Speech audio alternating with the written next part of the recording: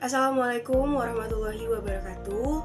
Perkenalkan, nama saya Faradiba Fahria Janati dengan NIM 0701128232890. Hari ini saya akan menyampaikan lesson learn yang saya dapatkan dari pertemuan kedua mata kuliah Keuangan Publik bersama Ibu Alvina mengenai barang publik. Adapun pokok pembahasan yang akan saya sampaikan pada hari ini yaitu yang pertama ada apa itu barang publik, yang kedua eksternalitas barang publik, yang ketiga sifat barang publik dan implikasi pengelolaannya, dan yang terakhir administrasi keuangan publik dan administrasi keuangan lembaga swasta atau rumah tangga. Mari kita langsung masuk ke pembahasan pertama mengenai barang publik. Definisi barang publik adalah barang atau jasa yang memberikan manfaat kepada lebih dari satu orang secara bersamaan tanpa mengurangi manfaat bagi orang lain. Barang ini memerlukan campur tangan pemerintah karena pasar cenderung gagal dalam penyediaannya. Adapun jenis barang publik, yang pertama barang publik murni. Barang publik murni memiliki dua ciri utama. Yang pertama non-dikecualikan atau tidak bisa membatasi siapa yang bisa menikmatinya, dan yang kedua non-persaingan atau konsumsi oleh satu individu yang tidak mengurangi manfaat bagi yang lainnya. Adapun barang publik yang tidak murni yaitu yang berada di antara barang publik murni dan barang swasta, di mana barang ini dapat mengalami kemacetan ketika penggunaannya meningkat, seperti taman dan jalan, sehingga mengurangi manfaat bagi setiap pengguna. Adapun eksternalitas positif yang merupakan dampak baik dari barang publik yang dirasakan masyarakat luas. Seperti contohnya ialah penerangan jalan umum, yang kedua ada pendidikan, dan yang ketiga adalah fasilitas kesehatan umum. Yang kedua adalah eksternalitas negatif, di mana hal ini merupakan dampak buruk bagi akibat pengelolaan yang tidak efektif atau penggunaan yang melebihi kapasitas yang seharusnya.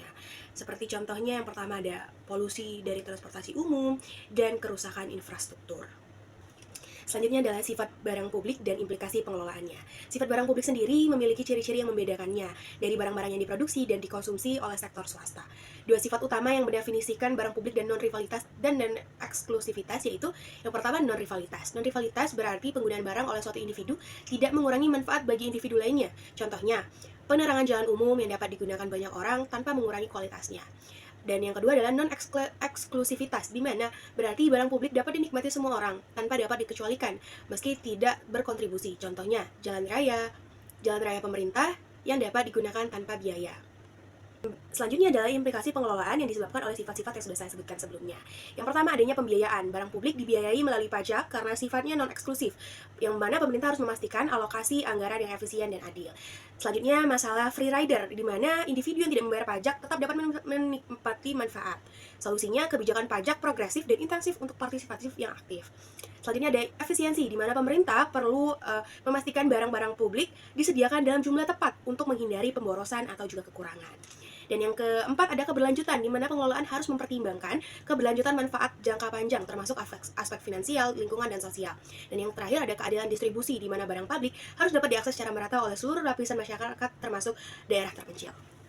Selanjutnya yaitu administrasi keuangan publik dan administrasi keuangan lembaga swasta atau rumah tangga. Pertama, administrasi keuangan publik ialah mengelola anggaran dan sumber daya keuangan pemerintah untuk melayani masyarakat, meliputi perencanaan, penganggaran, pelaksanaan, pengawasan, dan pelaporan. Tujuannya adalah kesejahteraan masyarakat melalui penyediaan barang, jasa, dan publik yang memiliki metode penelitian seperti penganggaran, pengumpulan dana, dan juga pengawasan, dan memiliki prinsip pengelolaan seperti akuntabilitas, efisiensi, dan efektivitas, keadilan sosial, dan pelayanan publik. Sedangkan administrasi keuangan lembaga swasta ialah pengelolaan sumber daya keuangan oleh non-pemerintah untuk meraih keuntungan atau menciptakan nilai bagi pemangku kepentingan. Kegiatannya meliputi perencanaan, penganggaran, pelaksanaan, pengawasan, dan pelaporan keuangan guna mendukung keberlangsungan dan pertumbuhan usaha. Hal ini yang memiliki metode pengelolaan yang seperti penganggaran, pengumpulan modal, pengawasan, manajemen risiko. Dan administrasi keuangan lembaga swasta memiliki prinsip pengelolaan yang seperti profitabilitas, efisiensi, transparansi, dan fleksibilitas. Kesimpulan yang dapat saya sampaikan dari lesson learn kedua ini yaitu barang publik berperan penting dalam kesejahteraan masyarakat dan membutuhkan pengelolaan pemerintah karena sifatnya non-rival atau non-eksklusif. Tantangan seperti keterbatasan sumber daya dan masalah free rider diatasi dengan kebijakan yang tepat, pengelolaan efisien, dan perhatian pada keadilan sosial serta lingkungan. Pengelolaan yang bijaksana mendukung pembangunan dan meningkatkan kualitas hidup secara merata. Itulah tadi lesson learn yang saya dapatkan dari pertemuan kedua mata kuliah keuangan publik. Terima kasih atas perhatiannya. Wassalamualaikum warahmatullahi wabarakatuh.